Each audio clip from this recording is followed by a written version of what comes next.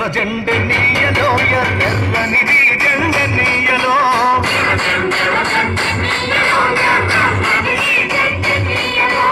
ఎర్ర జెండ నీయలో ఎర్రనిది జెండ నీయలో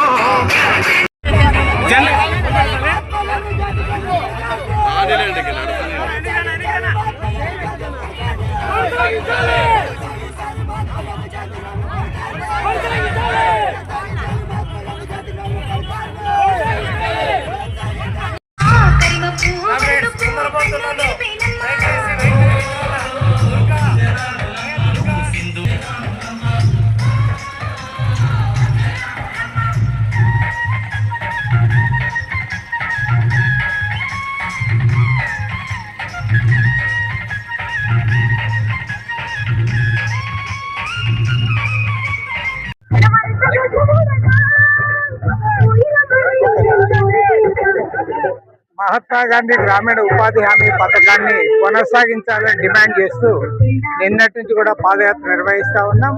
మరి ఈ పాదయాత్రకు అన్ని రాజకీయ పార్టీలు కూడా ప్రజా సంఘాలు మద్దతు ఇస్తా ఉన్నాయి. గ్రామీణ వ్యవసాయ కార్మిక సంఘాలు, రైతు సంఘాలు, ప్రజా సంఘాలు అందరి మద్దతుతో ఇవాళ మహాత్మా గాంధీ గ్రామీణ ఉపాధి హామీ పథకాన్ని సాధించేంత వరకు కూడా ఈ పోరాటాన్ని కొనసాగించడానికి వాళ్ళు కోరుకుంటా ఉన్నారు. అదేవిధంగా ఈ 3 రోజులు పాదయాత్ర ముగించుకొని ఎక్కడైతే మహాత్మా గాంధీ గ్రామీణ ఉపాధి హామీ పథకం ప్రారంభమైందో ఆ పండ్లపల్లిలో భారీ ఎత్తున బహిరంగ సభ కూడా ఏర్పాటు చేస్తా ఉన్నాం. ఈ బహిరంగ సభలో మా భారత కమ్యూనిస్ట్ పార్టీ జాతీయ ప్రధాన కార్యదర్శి కామ్రేడ్ జి రాజా గారు కూడా పాల్గొంటా ఉన్నారు. అన్ని రాజకీయ పార్టీలు కూడా ఆహ్వానిస్తా ఉన్నాం. ఇవాళ అధికారంలో ఉన్న తెలుగుదేశం, జనసేన పార్టీలు కూడా ఇందులో కలిసి రావాలి. ఎందుకంటే ఇవాళ గతంలో 90% కేంద్ర ప్రభుత్వం నిధులు భరించేది, దాన్ని 60% కుదించారు. రాబోయే రోజుల్లో దీన్ని నిర్వీర్యం చేయడానికి ఈ కార్యక్రమం కొనసాగుతూ ఉంది. కాబట్టి ఇవాళ అన్ని రాజకీయ పార్టీలు ముక్త కంఠంతో దీన్ని నిరసించాలి, ఖండించాలి. పేద ప్రజల తరఫున, గ్రామీణ ప్రజల తరఫున కూడా మనం అందరం నిలబడాలి.